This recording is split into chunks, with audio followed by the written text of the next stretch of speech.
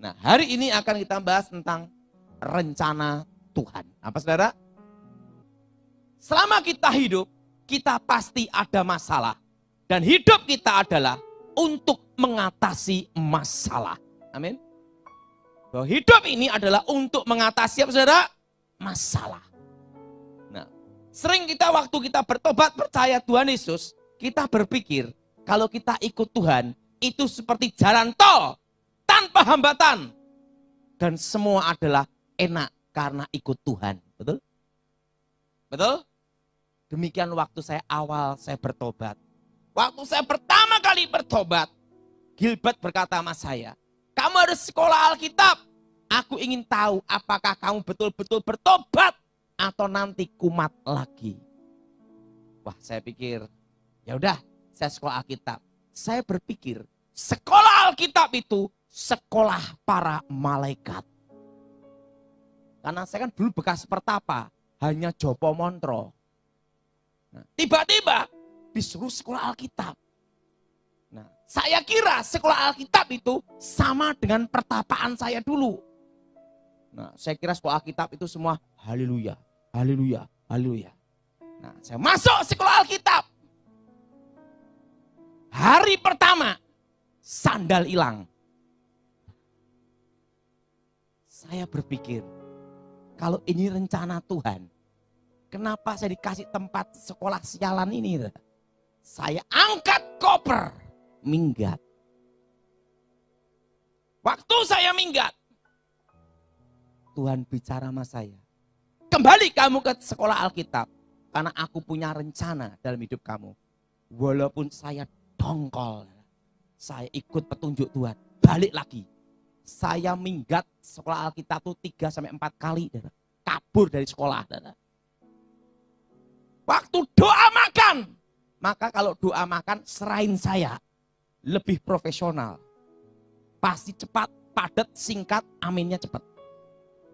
Kenapa? Waktu doa. Tuhan Yesus berkati makanan ini. Buka mata, hilang semua adalah. Makanya saya kalau doa selalu tangan saya gini. Kenapa? Sudah terlatih. Kenapa? Waktu sekolah Alkitab, lauknya hilang semua. Wah, saya pikir, wah ini kacau bener, ini sekolah. Dan apa yang terjadi? Ya udahlah, kalau ini memang panggilan Tuhan, saya ikuti aja. Kok rencana Tuhan, kenapa saya ditaruh di tempat seperti ini? Waktu itu tes berkhotbah. Wah, tes berkhotbah. Homiletik, hermeneutik, tafsir Alkitab. Guru saya sekolah gini. Daud, kamu khotbah bagus sekali. Alangkah baiknya kalau tidak khotbah. Hanya modal suara lantang aja enggak tahu arahnya. Aduh, gimana ini? Waktu tes pujian penyembahan. Wah, nyanyi-nyanyi. Guru saya ngomong, suaramu hancur. Saya khotbah enggak bisa, nyanyi enggak bisa. Mungkin yang ketiga, ada peluang saya untuk sekolah minggu. Saya ngajar sekolah minggu, bubar. Langsung saya berpikir, bagaimana masa depanku? Betul? Katanya rencana Tuhan memberikan masa depan. Apa masa depanku?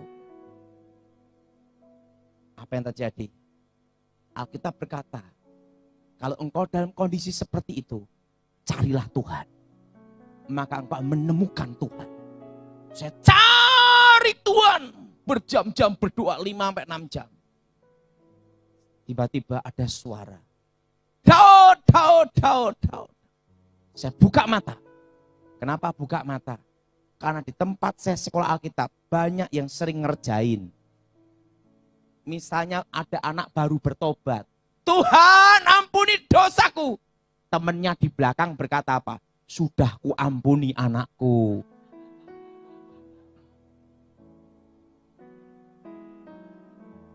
Saya buka mata. Saya matanya gini. Saya lihat kanan kiri. Tuhan, kalau ini engkau bicaralah. Tiba-tiba saya lihat atap itu hilang. Yes. Yes. Daud. Jutaan manusia sudah menantimu. Tuhan, aku tidak bisa nyanyi. Aku tidak bisa khotbah. Aku ngajar sekolah minggu bubar. Tidak ada masa depan untukku.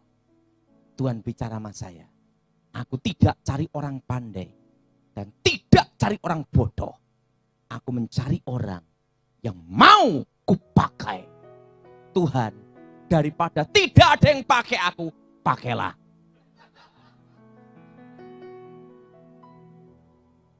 Sang Tuhan berkata sama saya, bangkit berdiri. Engkau akan kuajari 7 langkah api. Karena engkau akan disebut penginjil api. Sebangkit berdiri, tangan saya gerak semua. Mulut saya langsung berbahasa lidah, teknik berkhotbah. Jadi saya langsung hari itu juga langsung bisa khotbah. Nah, saya turun dari tempat itu. Saya cerita sama teman saya, sama kepala asrama.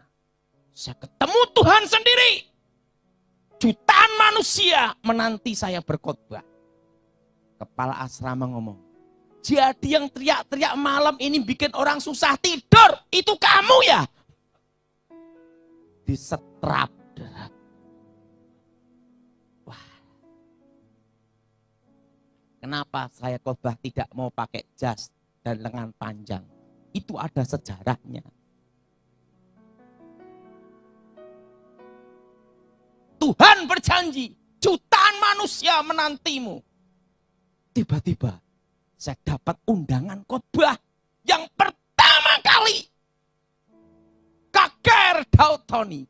Kalau Tuhan berjanji jutaan, minimal sekali khotbah belajar ribuan. Betul? Saya pakai jas, pakai lengan panjang, pakai dasi. Begitu nyampe situ, yang datang 2 orang. 2 orang saja, 1 orang gila, 1 orang normal. Jadi kalau saya khotbah, dia ikut khotbah. Langsung jas tak buang sampai sekarang. Nah, saya jalanin.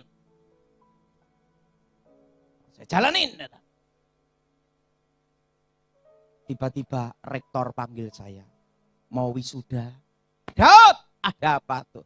Pak Pontas, sebenarnya kamu tidak lulus. Hah? Tetapi kalau tidak diluluskan, muridnya tinggal 4. Karena anugerah keselamatan dan belas kasihanku, engkau kunyatakan lulus.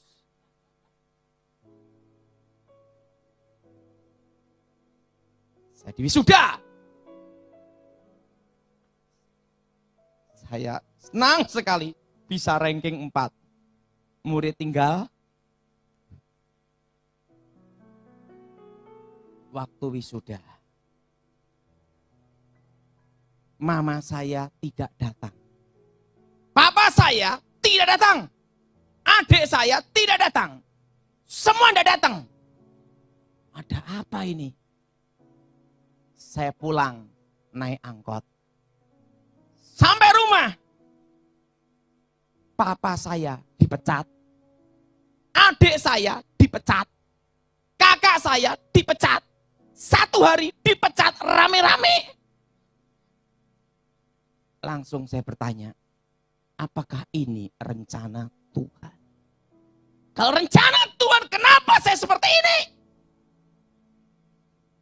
Tapi saya tahu, kalau saya stres, mereka stres, 1 keluarga gila. Harus ada 1 yang bangkit.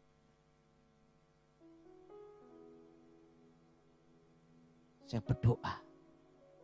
Saya berdoa, Tuhan, nyatakan kuasa-Mu Tuhan. Lawat ya Tuhan. Waktu saya doa, ada suara. Daud. Ada apa Tuhan? Apa yang ada di tanganmu? Lakukan dengan setia. Saya buka tangan saya. Ada plastik bekas gula. Saya ngomong sama Tuhan, Tuhan, apa aku mau jadi pemulung?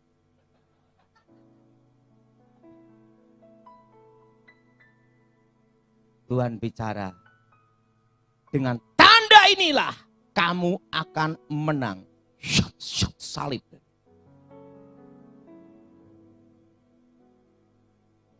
Langsung saya nemui mama saya. Mama, aku mau kerja plastik. Tuhan bicara saya mau kerja plastik. Ingat, justru kadang sekitar kita tidak mendukung kita. Mama saya ngomong apa? Daud, di antara anak mama, kamu yang paling goblok. Kamu sekolah pun pupuk bawang. Lulus-lulusan. Memang saya tuh matematika sampai sekarang enggak ngerti. Tapi duit ngerti.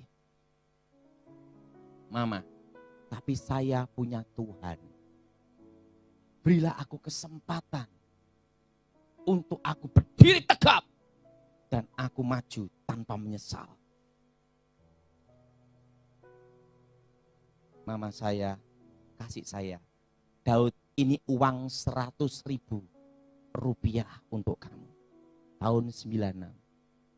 Kalau kamu berhasil, berarti Tuhan menyertai kamu. Tapi kalau gagal, modal terakhir. Karena kamu anak bikin susah. Mah, aku kelilingan plastik, perlu motor. Daud, ini ada motor Poswan. Kita sudah tidak bisa bayar kreditnya. Kamu yang lanjutin. Hah? Udah 100.000, bulan depan suruh bayar kredit. Saya berdoa. Uang 100.000 saya gembalong. Beli di toko kilat plastik. Dapat 25 kilo HD. Saya masih ingat itu. Kresek. Saya ngomong sama Tuhan. Tuhan, tolonglah saya. Saya angkat plastik sendiri. Dan saya berdoa, apa yang harus saya lakukan?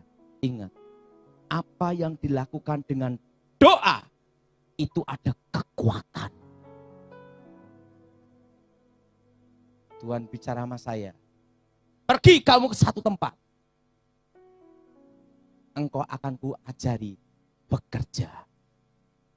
Saya angkati plastik naik motor itu. Gimana Tuhan? Kamu jualan di tempat simbok-simbok itu. Naik itu motor, nawarin plastik ke simbok-simbok itu. Sehari hanya untung 2.000, 3.000. Saya kumpulin. Tapi saya ingin sekolah. Saya sekolah. Mau sama kerja gitu. Saya sekolah teologi. Ikut ospek. Udah latihan ospek sama kerja nih. Rektornya panggil saya. Daud, kamu dipecat dari ospek. Loh, Pak, saya akan beri saya kesempatan. Supaya saya sekolah tinggi teologi sama kerja. Rektornya ngomong apa? Kamu itu goblok. Di antara muridku enggak ada segoblok kamu. Nanti bikin susah. Bikin kacau. Akhirnya, baik Pak Pontas. Jadi saya di tengah-tengah ospek dipecat. Bayangin. Baru nyoba sekolah. Setelah itu, saya tetap kelilingan plastik terus. Dari omset 25 kilo sampai 50 kilo. Tak kelilingin terus. Untung 5.000, 6.000, 10.000. Dari 5.000, 6.000. Dari 25 kilo setengah kintal. Setengah kintal 1 kintal. 1 kintal setengah ton. Setengah ton sampai puluhan ton. Sampai jadi pabrik.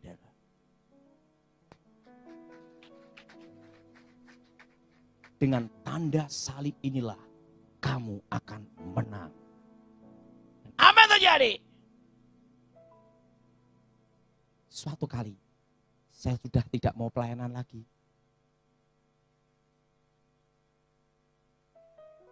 Sudah dipanggil Tuhan Udah males. Tiba-tiba saya ditelepon. Haleluya. Daud Tony. Kaget saya. Daud, ingat saya. Gilbert. Wah, Gilbert lumayan dong. Ya, ada apa Pak Gilbert? Daud, kamu harus kembali pelayanan. Tuhan punya rencana yang indah dalam hidupmu. Iya Pak Gilbert, saya baru mengalami kecelakaan motor dan saya hidup lagi. Tapi gimana saya memulai pelayanan? Karena saya sudah banyak megang nota daripada Alkitab.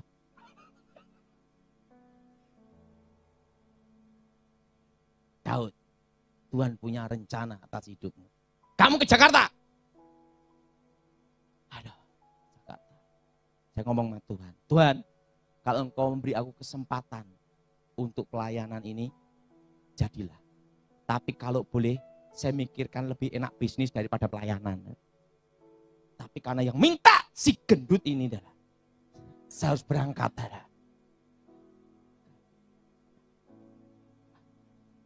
Saya tuh manusia hanya satu di Indonesia yang saya segenin. Hanya si gemuk itu aja. Kalau dia nelpon, saya langsung lakukan. Walaupun repot kayak apapun. Langsung sampai Jakarta. Haleluya! Daud. Ada apa? Yang saya khawatirkan satu aja. Dikirim sekolah lagi. Daud, Tuhan punya rencana atas hidupmu. Kamu khotbah Daud, kamu kesaksian. Pak Gilbert, aku udah lama ndak khotbah. Aku udah lama ndak ini. Daud, Tuhan punya rencana atas hidupmu. Tapi saya mau khotbah apa untuk memulainya? Karena taunya saya nota sekarang. Gini Daud, kamu taunya apa? Saya hanya tahu satu Pak Gilbert. Setan. Gilbert diam. Daud, ada seorang anak muda. Semasa kecilnya, dia ingin mengetahui tentang virus. Dari kecil sampai muda, sampai besar. Dia tekunin virus terus. Sampai jadi profesor doktor virus. Kamu kan taunya setan. Udah kamu khotbah aja tentang setan. Setan terus. Tidak usah ke kanan, tidak usah ke kiri. Tapi pesan saya, jangan setelah itu kamu jadi setannya sendiri. Saya pegang Alkitab saya. Pegang Alkitab. Saya berdek gini, kenapa Dara? Apakah saya masih sanggup untuk membuka ayatnya, masih apa enggak? Gitu lah. Pak Gilbert, saya khotbah pakai ayat apa? Daud, tenang aja masalah ayat. Ini ayatnya, tinggal kamu ngoceh. Tinggal kamu ngomong aja. Kamu kesaksian, kasih ayat ini. Baik. Saya kesaksian, saya khotbah, yang ngasih ayat Gilbert. Kesaksian. Dah. Dalam hati saya berharap tidak ada kesempatan untuk khotbah lagi. Supaya saya balik bisnis. Cuan, cia, cao. Daripada pelayanan, thank you terus.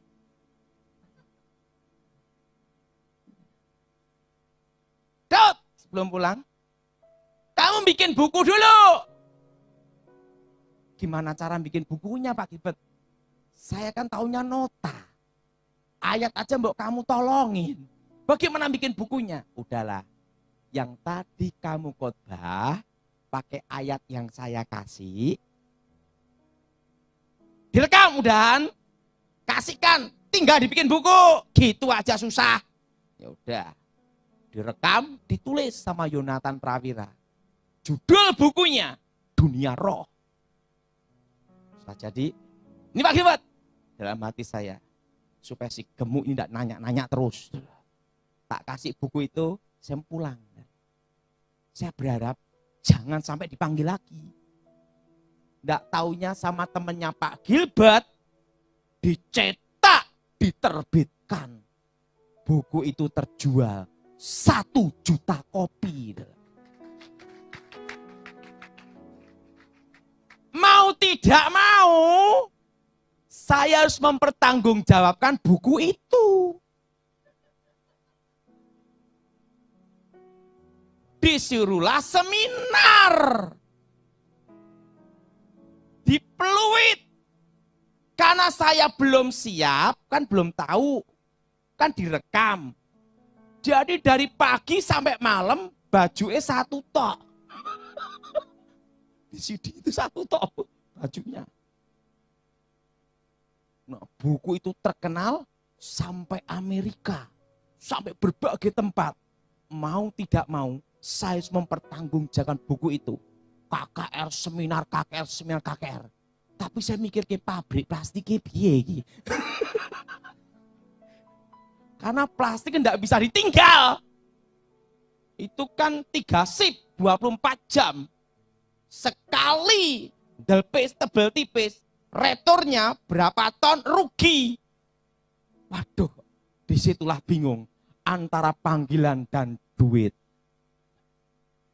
Maka lebih baik dipanggil Tuhan itu waktu susah. Kenapa? Tidak langsung mikir, langsung jalan, betul? Tapi kalau dipanggil Tuhan, pas nggowo bawa duit banyak, mikir 10 kali. Betul? Antara panggilan dan duit. Betul? Aduh, gimana gini?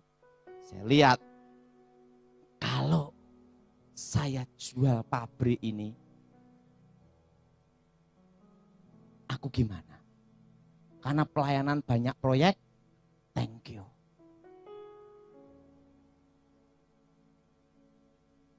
Kalau pabrik tak lepas, gimana? Tidak lepas, gimana? Saya tidak ada utang bank. Saya rintis dengan 100.000 rupiah. Bingung saya. Saya doa sama Tuhan. Tuhan, dalam hidup ini, apa yang harus aku lakukan? Aku udah bingung. Apa yang harus aku lakukan? Tiba-tiba Tuhan bicara sama saya. Jual pabrik. Oh, ini suara Tuhan atau suara setan nih? Ini tak pabrik tak jual, gimana saya nanti? Dan Tuhan bicara sama saya. Jual pabrik itu. Langsung saya lepas saham saya. Saya lepas saham saya semua. Plek-plek. Saya berdoa.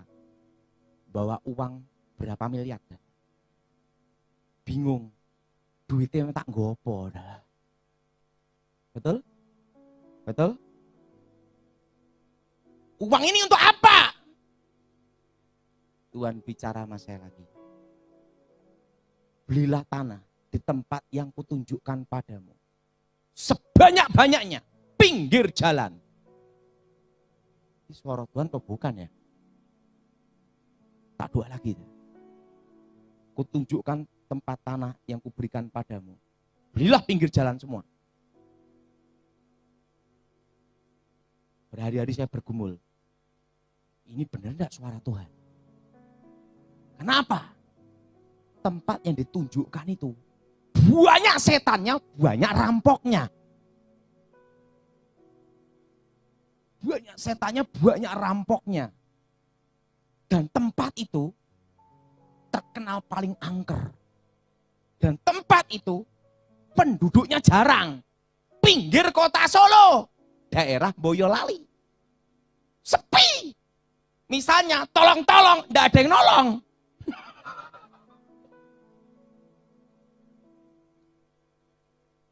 Tapi daripada saya bawa uang berapa miliar ini, bingung juga, betul? Udah. Saya langsung beli tanah. Pinggir jalan semua. Nah, pinggir jalan, uang habis. Baru mikir untuk beli tanah semua. Mikir apa? Ngusir setannya. Itu setiap malam gendruwo. Rocok-rocok kencing dah. Langsung saya usir setannya keluar. Di pohon sawo, gundul pringis, macam-macam dah. Bayangin tetangga saya itu apa? Kandang kebo, bayangin. Sampingnya kandang ayam. Tidak ada prospek tempat itu. Ya udah saya beli. Saya pelayanan. Terus saya pelayanan. Sampai saya pelayanan di berbagai tempat di seluruh Indonesia. Sampai saya khotbah di Amerika. Saya tidak bisa bahasa Inggris. Saya sudah di Manhattan. Saya sudah 5-6 kali di Amerika. Hanya modal I not speak English. Suatu kali saya di imigrasi. Ditanya, what is your name? No. Saya tahu, you crazy? Yes. Saya tidak tahu apa artinya waktu itu. Langsung, get out. Lolos. Karena yang imigrasinya pusing nanyain saya terus sejam. Ada yang pinter bahasa Inggris. Weng. Ditahan 6 jam malahan. Saya yang, mungkin dia pikir, ujung-ujungnya nanti juga pasti balik, siapa yang mau bisa dia bahasa apa gitu, bahasa Tarsan apa. Saya udah 5-6 kali di Amerika. Saya khotbah di New York, Boston, berbagai negara bagian. Saya khotbah ke Australia, khotbah ke Hong Kong, berbagai negara. Tuhan bicara sama saya, bukankah aku berfirman, jutaan manusia menantimu.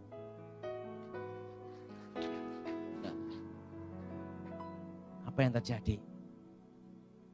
Tiba-tiba berapa tahun kemudian ada truk, bulldozer, traktor, kono bogi. Kok kayak truk besar gini kabeh lah di tempat saya. Nggak taunya apa? Mereka bikin jalan. Nggak taunya tempat saya itu dekat pintu tol. Pintu tol. Saya nyesel sekali. Kenapa beli enggak banyak sekalian? Saya beli itu dapat 30 sertifikat sampai itu. Pinggir-pinggir jalan itu. Nah, saya buka franchise Alfamart. Saya buka untuk bisnis-bisnis itu. Saya bisnis tanah. Kalau saya bisnis tanah. Nah, di situ saya lihat Tuhan itu baik. Orang rajin, orang pandai, lawannya satu. Hoki. Betul? Tiba-tiba Pak Pontas panggil saya lagi. Daud, sini. Ini yang mencat saya nih. Kamu mau sekolah lagi enggak? Langsung dia ngomong gini.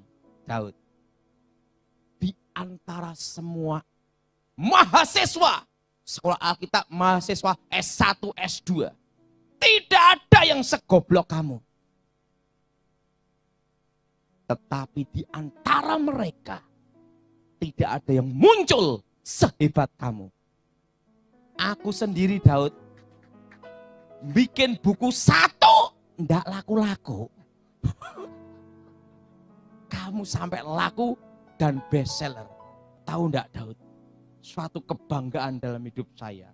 Waktu saya diundang khotbah, Pak Pontas, apakah Daud tahun itu muridmu?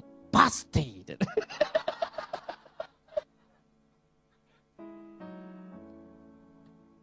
Saya bangga sekali punya murid kayak kamu. Tapi kenapa Bapak mencat saya?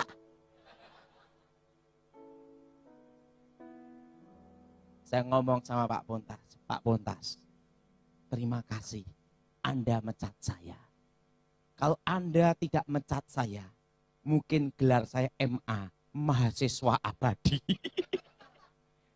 Tapi karena Anda pecat saya bisa melihat rencana Tuhan. Manusia melihat hari ini, Tuhan melihat jauh ke depan. Saudara, Pak Hermani tahu persis. Waktu saya pelayanan di Tuban saja, itu naik bis. naik bis. Suatu kali dikenalin cewek sama Pak Irman. Wah, saya deketin, saya kabur. Kenapa kabur? Aku nyadari wong kere. Dompetnya renek. Aduh, ki anak orang mampu, wong tua aku kere, ki anu kere. Mundur saya.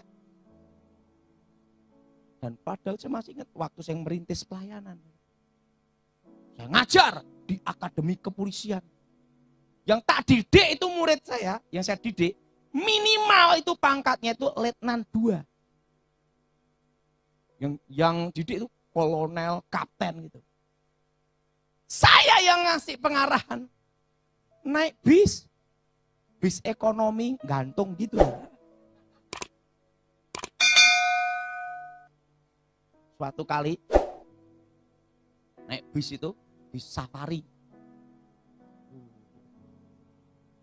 Sampai di Semarang.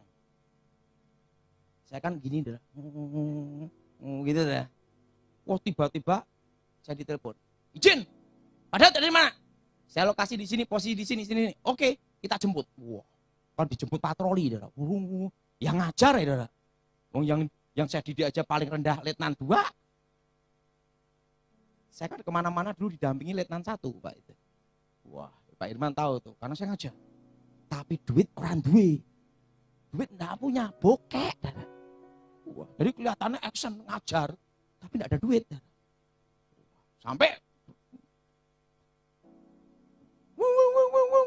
Sampai sopirnya bingung, ini ada apa mau gropion apa? Sampai gini, enggak taunya polisi jemput saya. Waktu turun, cek semua rumah gini. Terusan sopirnya gini, iki sopo ya? Kok ini polisi hormat kabeh? Ini tapi naik bis ekonomi.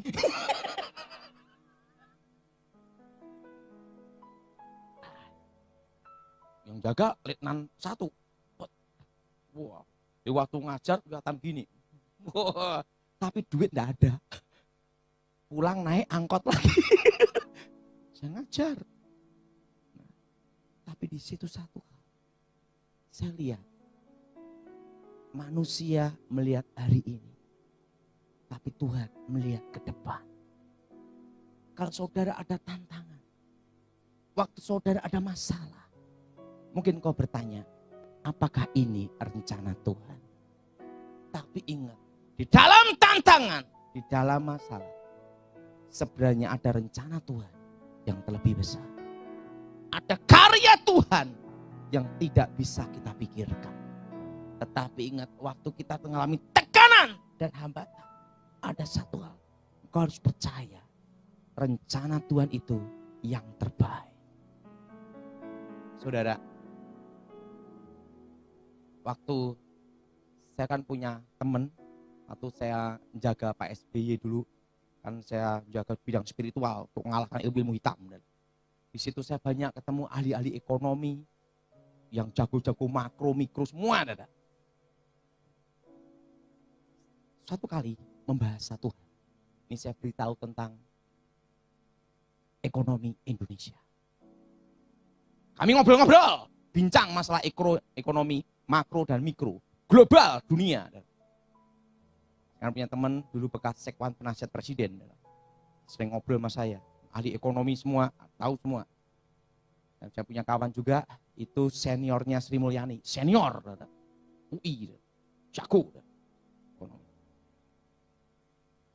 Dunia setiap 7 tahun itu krisis. Ingat, dunia setiap 7 tahun apa saudara? Krisis. Tapi Indonesia setiap 10 tahun krisis. Karena ada masa transisi. Ganti presiden, ganti selera. Ganti presiden, ganti menteri. Betul? Lihat. Tahun 48 setelah kemerdekaan ada krisis. Sampai makan bulgur dan pakai karung goni. Betul? Betul? Dari 48, 58, 57, 58 ada krisis juga. Krisis ekonomi. Yaitu apa? Seinering, betul? Zaman Soekarno ngalami, yang ibu-ibu itu ngalami. Ya cerita lagi. Setelah itu tahun 68, setelah G30 SPKI, terjadi krisis ekonomi. Setelah G30 SPKI itu tahun 68. Nah setelah tahun 68, tahun 78, terjadi krisis. Seinering lagi. Itu tahun 77-78. Itu krisis. Dan setelah itu, tahun 88, terjadi krisis dan keluarlah uang 20 ribuan. Ada 10 ribuan dan 20 ribuan. Setelah itu, muncul setelah tahun 88 ke atas, muncul 50 ribuan gambar Soeharto. Betul? Dan tahun 98, krisis ekonomi, jatuhnya Soeharto. Setelah tahun 98, terjadilah krisis lagi. Tapi Indonesia bertahan. Krisis 2008. Dan tahu enggak Pak Daud? Ahli ekonomi ini memberitahu saya itu 2015. Pak Daud, inilah awal dari krisis 2015. Dan krisis berkepanjangan 2016. Dan badai krisis 2017. Dan puncak krisis 2018. Itu siklus 10 tahun. Kenapa bisa krisis? Langsung dia beritahu saya, Pak Daud, pertama, cirinya krisis, daya beli masyarakat turun. Kedua, dia ngomong sama saya, nanti saya beritahu nyimpen apa yang paling bagus, betul? Ini yang penting. Karena dia adalah orang yang top sekali dalam saham. Saya sebutkan, se-Indonesia tahu semua. Ahli ekonomi, ahli saham. Itu ada berapa orang saya kenal. Kedua, daya beli masyarakat turun. Kedua, lihat. Tidak ada dalam sejarah properti turun. Tapi tahun ini jual properti susah, betul? Betul? Betul? Artinya apa? Ini adalah krisis. Ketiga, setelah daya beli masyarakat turun, Indonesia utangnya tahun sudah sampai berapa Pak Daud? 300 miliar dolar. Hah? Yang benar? Iya. Dan utang properti di BI itu sudah mencapai kira-kira 700 triliun. Mosok saya bilang gitu. Enggak percaya saya. Kita tahu datanya semua. Setelah itu gimana lagi? Dan ingat, yang tidak diprediksi oleh dunia, Donald Trump jadi presiden. Dia akan mengambil kebijakan. Ingat, Indonesia itu lebih banyak impor daripada ekspor. Betul? Kita aja bikin jarum pentul aja belum, betul? Betul? Ekspor. Santi ngomong.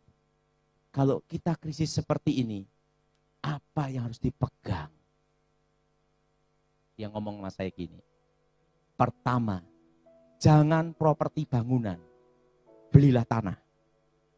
Karena tanah tidak bisa bertambah. Tapi kalau rumah itu bangunan, bangunan itu merosot. Yang pertama, apa saudara? Tanah. Jelas? Jelas? Dan harus hak milik. Jangan hak GB. Loh, kok gitu? Karena ingat, ganti pemerintah, ganti selera, ganti aturan, pusing lagi. Kalau hak milik, tidak bisa diganggu-gugat. Betul? Yang pertama apa hak milik? Tanah. Dan ketahanan pangan, tanamin. Dan yang kedua, nyimpen apa? Dari dulu, hanya ada dua, perak dan emas. Tapi emas sudah terlalu tinggi. Sebenarnya harga perak dan emas hanya selisih 10 kali lipat. Tetapi sekarang sampai berapa ratus lipat. Artinya kalau investasi harus menyimpan silver, perak. Apa saudara? Perak. Karena perak itu diperlukan untuk komponen elektronik dan banyak hal. Betul? Nah, perak dan emas. Dan yang ketiga, gimana Pak? Kan dia kawan saya baik. Yang saya cerita itu. Dia ngomong gini, pegang uang secukupnya.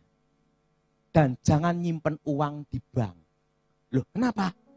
Nilai mata uang akan merosot. Langsung dia beritahu. Cadangan uang dicetak berdasarkan cadangan emas. Itu dulu tahun 70 tahun ke bawah. Tapi di atas 8 tahun 80-an. Ingat, Amerika mencetak uang sesukanya. Artinya kita hanya megang apa? Kertas, betul? Dolar, betul? Dan dia ngomong apa? Yang ketiga, pegang uang secukupnya. Dan jangan nyimpen uang sebanyak-banyaknya. Kenapa? Nilainya tambah merosot. Inflasi. Betul? Betul? Dan yang keempat, jangan utang bank. 4 ini pegang, pasti bertahan menghadapi badai krisis 2018. Tapi tahun ini, inilah angin badainya. Tapi saya percaya Tuhan pasti menolong kita. Tapi ingat, ini satu apa saudara? Pegang apa? Tanah. Harus apa?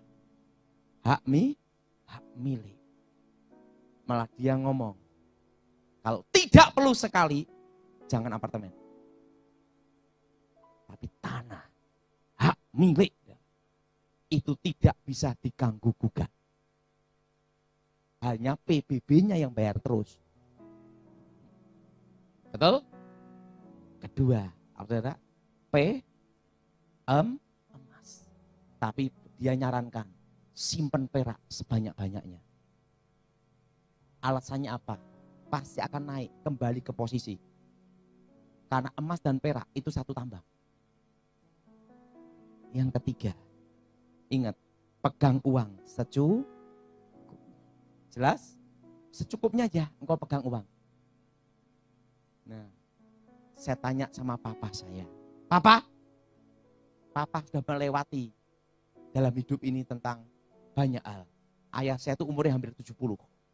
Dia ngomong pesan gini. Daud, ingat pesan papa. Kita kulit kuning. Maksud apa? Jangan ikut politik. Kulit kuning taunya dagang aja. Mau jadi pendeta wae. Kalau dagang aja. Ikut politik itu bahaya. Papa sudah mengalami kerusuhan anti Cina. G30S PKI. Kerusuhan 98. Itu pelajaran yang paling mahal. Sekali salah kamu ngomong. Ingat, yang jadi korban banyak orang. Jadi enaknya gimana Bapak? Jangan SMS, sosmed-sosmedan yang berhubungan dengan politik. Nanti salah SMS, geger. Betul? Betul? Lebih baik SMS apa? Firman. Amin? Amin? Dan tidak usah ikut politik. Kecuali engkau dipanggil Tuhan di politik. So gitu Papa? Iya. Pokoknya ingat, kita taunya dagang aja. Kalau pendeta aja. Pelayanan aja. Oh gitu Pak, udah manut aku katanya. Saya udah ngelewatin masa-masa itu. Itu yang paling baik untuk kulit kuning, dia bilang gitu. Siapa yang setuju angkat tangan? Yang tua-tua pasti ngalami. Yo bener. Karena apa? Ngalami. Betul Pak? Betul Pak? Jadi apa? Kalau engkau dipanggil politik sama Tuhan, lakukan aja. Tapi dipanggil dagang, dagang aja. Tapi jangan ikut-ikut sosmed. Komentar-komentar politik. Takutnya keliru. Lebih baik apa? Ngajar orang bertobat, nyampaikan firman, dan doa. Itu yang terbaik. Amin. Ingat saudara, krisis itu sebenarnya di Indonesia siklus berapa tahun saudara? 10 tahun. Berarti 98 2008. 98 tarik mundur tahun 88. Setelah itu keluar uang 50 ribuan. Zaman Soehar awal dari inflasi. Jadi ingat saat ini saudara, di tengah-tengah krisis ini engkau pasti bertahan. Tuhan pasti tolong kita. Harus nyimpen ini 4 ini. Yang pertama apa saudara? Jelas? Jelas? Nah, saya punya guru sebelum saya bertobat yang ngomong gini. Kakek saya, guru saya adalah pejuang, veteran perang. Dia ngomong sama saya, kita ini merdeka untuk apa? Saya tanya sama guru saya, merdeka? Yo merdeka, bilang itu. Goblok gitu dah. Kita ini merdeka untuk apa? Supaya punya tanah untuk menjejakkan kaki. Betul? Kenapa setelah punya tanah, buat jual-jual? Artinya apa? Kalau kamu tidak kepepet sekali, jangan jual tanah. Kecuali kamu bisnis tanah. Makanya saya beritahu, mulai sekarang, pertama tanah, kedua apa saudara? Perak dan apa? Emas. Yang ketiga, apa saudara? Uang secukup. Jelas? Dan jangan apa? Utang bank.